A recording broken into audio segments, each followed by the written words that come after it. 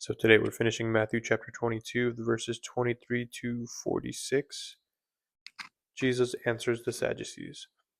On the day some Sadducees, who say there is no resurrection, came to Jesus and questioned him, saying, Teacher, Moses said, if a man dies not having no children, his brother as next of kin shall marry his wife, and raise up children for his brother. Now there were 7 brothers among us, and the first married and died, having no children. He left his wife to his brother. And it was also the same with the second brother, and the third, down to the 7th. Last of all, the woman died. In the resurrection, therefore, whose wife of the 7 will she be?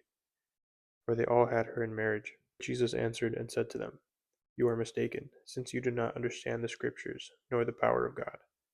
For in the resurrection they neither marry nor are given in marriage, but are like the angels in heaven.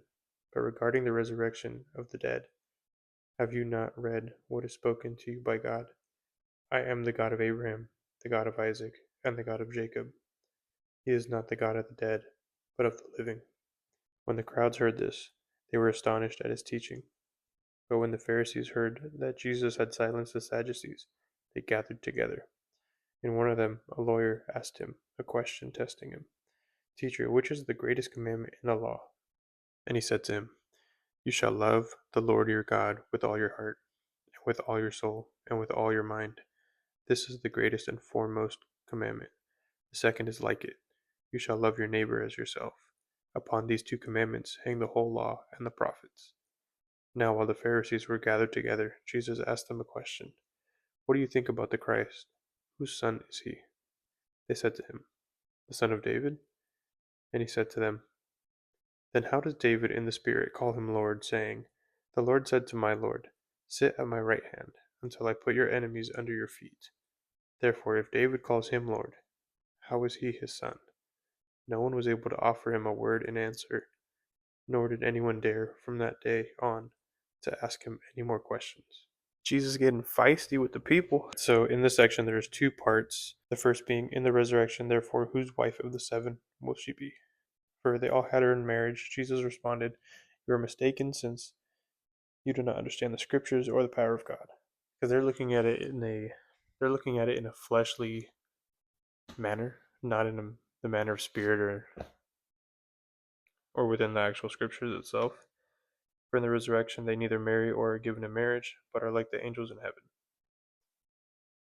The second part is, they ask Jesus, Teacher, which is the greatest commandment in the law?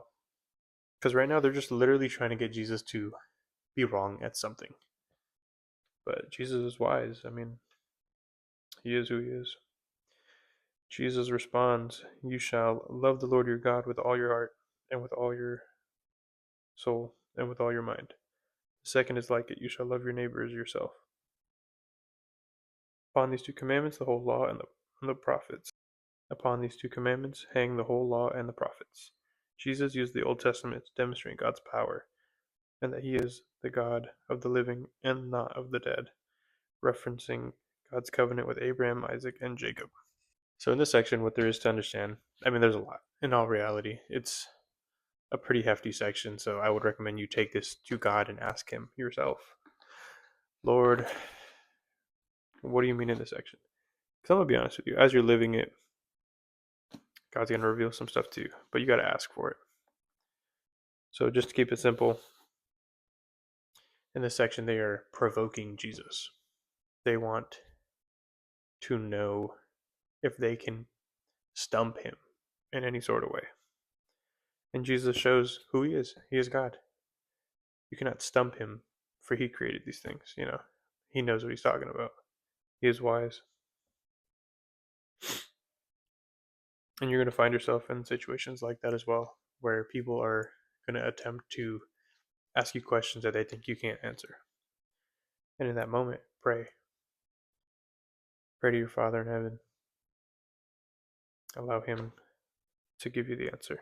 But also, something I found really interesting is the Sadducees didn't believe in the resurrection. That's pretty interesting.